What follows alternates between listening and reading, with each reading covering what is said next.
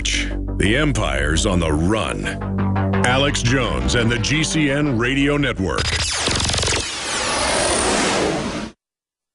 Hi, folks. Alex Jones here with some important information. I want to tell you about Matt Redhawk and his team of patriots over at My Patriot Supply. Several years ago, Matt was sitting in his two-bedroom apartment, frustrated with the direction this country was headed and the charlatans willing to sell us out for a quick buck. Deciding to take action, a company run by patriots for patriots was born. My Patriot Supply has never taken a loan or accepted outside funding. They now operate 2 distribution facilities and employ over 50 hardworking American men and women. It is rare to find companies who practice what they preach. And that's why I stock my pantry with high-quality storable foods from My Patriot Supply. Go to mypatriotsupply.com/Alex today for special offers on emergency food storage, or call their preparedness specialist at 866-229-0927. That's 866-229-0927. Do business with someone who shares your values. mypatriotsupply.com/Alex.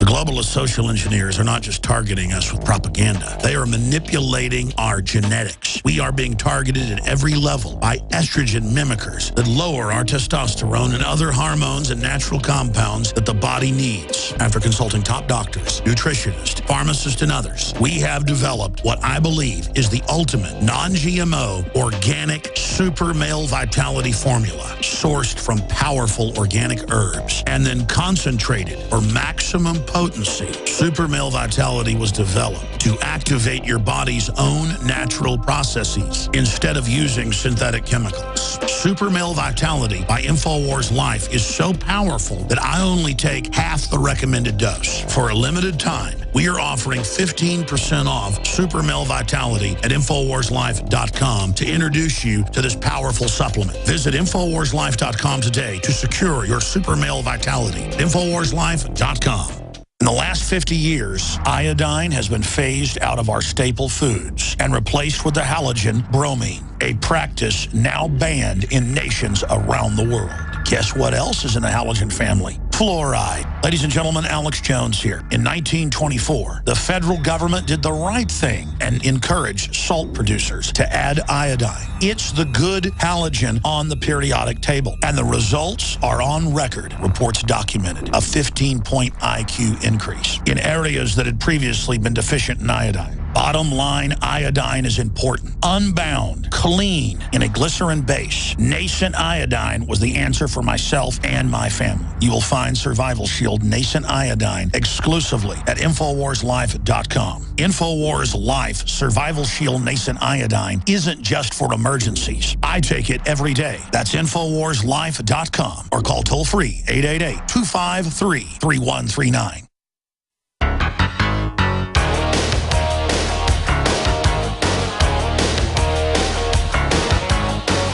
Crashing through the lies and disinformation, it's Alex Jones on the GCN Radio Network. Welcome back to the Alex Jones Show. I'm David Knight filling in for Alex. I'm joined here in the studio with Jakari Jackson. And we've been talking about a wide variety of topics. In the last hour, I talked to Paul Joseph Watson from the UK. And we talked about how they just passed a law in Scotland that would assign a government minder to every child from birth until the age of 18. And that is absolutely amazing. And we can't say that that would never happen here, can we, Jakari? Because we've just seen this case where you got a Connecticut teenager who goes to Massachusetts to get treatment, and you got one hospital that says it's a physical condition, another one says it's a psychiatric condition, and the parents don't have any say-so in this. They believe, they agree with the diagnosis that it's a physical condition, and they see their daughter getting constantly worse, wasting away. But the court, the Massachusetts court, steps in and says, can't do anything about it. We're not going to let you. We're not even going to let you talk to the media about it.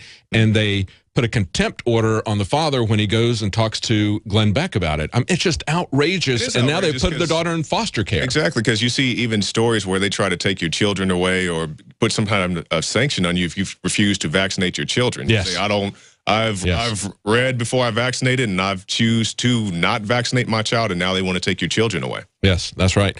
Coming against the family, and as we just talked about in the last segment, coming against the family farm. We had Obama's Labor Department say about a year ago, wasn't it? They said that they were going to start taking a close look at child labor laws and how they apply it on the farm, right? You're not going to be able to work on the farm. Yeah. And, I have a family of farmers, some old-time Oklahoma country folks, and, they were, Obama supporters, and I said, Obama doesn't want kids to work on the farm. They just couldn't believe it. It's like, why would he do that? I said, because he can. Yeah, exactly. It's absolutely insane. I just talked earlier this week, there's an interview on the Nightly News, and, of course, Jakari is a host and a reporter on the Nightly News. It's something you guys need to support. Prison Planet TV. I'll put a little plug in there for we're listener supported. It's a subscription service. Just one subscription will let you share that with 10 people simultaneously. So it's a great way to see our documentaries, to see our news reports first. But I had Mark Baker of Baker's Green Acres. He's a farmer in Michigan, and he's raising heritage pigs. He's letting it's like free range cattle. It's like grass-fed cattle, free-range chicken. That's what he's doing with his pigs, and he's got a strain of heritage pigs that, since he lives in Michigan, they've got hair on them. And based on the physical appearance of the pigs, right, based on whether they've got the ears that stick up or they got fur or whatever, of course, this all came from his competitors who are politically connected. And for 3 years nearly, he's been fighting this order that came out of the state of Michigan. They want to kill all of his pigs. Because they don't look like the cute pigs in the movies. That's right. And one of the things that he told me, the reason I started getting on this again, was he said that he got into farming because when he was in the military, the most grounded, most centered people that he met had been raised on a farm. And he wanted that life for his family. And he wanted to, so that's why he got into farming. You've got family farmers who are not producing the kind of factory food that we're concerned about, that's got a lot of pesticides, a lot of steroids, a lot of antibiotics in it. You've got good, clean, honest food, and the government is coming down on them from every direction like a hammer. I mean, it was the child labor laws and the EPA, from the Labor Department, it's the EPA came after them with dust regulations. Now we've got the FDA coming out and saying they can't have natural fertilizer. And then even during some drought periods, we had seen cows and other livestock eating candy. Yeah, exactly. It's all kinds of wacky things. But, they want to have the entire food supply controlled by just a few people who are their friends, both for monetary purposes, but it's also a very effective political means. Now, we've had a couple of callers who have been waiting for a while. We've got, let's go to them and give them a chance to weigh in on this. We were talking about the family. We got first call is from Bob in Michigan. He wanted to talk about the family. Bob? Thanks for taking my call. Enjoying your show today, guys. Sounds really great. Oh, thank you. And you've had other people call in and talk about the relationship of the political structure and how it enslaves people. But people keep saying, well, how can they do that with the children? Impose a gag order, tell them what medical care they'll get. I can't state this enough. You've had some other people that have really articulated it very well as to why. But you have to remember that the people that are in power see us as chattel goods, possessions, slaves, if you will, and whatever is good for that property, they are maintaining that as a corporate asset. Yes, yes. That's the common thread through this whole thing. And, the great late George Carlin said it, they own you. Exactly, because they own you with your student loan debt. They own you with your mortgage. They own you any kind of way they can. Give you that stupid number, and that's what this is. We're talking about the result of a basic misclassification, criminally, I might say, and put us all into that really risky, dangerous place. Yes, yeah, and that's a mindset that people need to understand. They need to understand that this is not coming about because the government is fundamentally incompetent or they waste money or they really want to do the right thing. But no, they have a very evil agenda. That's why we keep trying to put this out. We see this over and over again, and topic after topic. It isn't incompetence. It isn't mistakes being made. They always try to play that off, just like, you have the situations of Benghazi, you have the situations of the ATF running guns into Mexico, and they say, oh, it was a few rogue agents, even though Eric Holder has perjured himself. He knew about it. He may have known about it under another name, but he knew these activities were going on. But they always try to plead incompetence. I have too many moving parts in my government. Well, why don't you shut down those moving parts when you find out they're acting the way they're not supposed to? Yes, yeah. Fast and Furious, for example, the good example that you bring up there, that was not incompetence. That was a deliberate effort to destroy the Second Amendment. It was to manufacture a false flag so they could enact gun control and gun registration so they could prevent gun traveling over the border. And, you know, they still, even though that Fast and Furious incident was exposed, they still try to use it because Obama goes down to Mexico and he says, the reason why you guys have such a high murder rate with your weapons is because we have a First Amendment in our country. Yeah, yeah. So, I mean, even the Second Amendment. Yeah, even the New York Times pointed out that it was a false flag in order to do that. And they had the UN Armed Trade Treaty, which was going to do precisely that. So they have something in mind that they want to enact, and so they create a false flag that's going to move public opinion just in time for the event to come in, but it fortunately blew up in their face and was exposed only because a federal agent was killed. Let's go to, thank you, Bob, for the call about the family. Let's go to D.C. and West Virginia. D.C., you said you got a Washington Times article you want to talk about? Hey, what's going on, guys? Great job, like always. Sorry if I'm a little off topic, but I want to talk about the banker suicides, also known as murder. And I wanted to see if you all see any connection between this Washington Times 2012 October 25th article.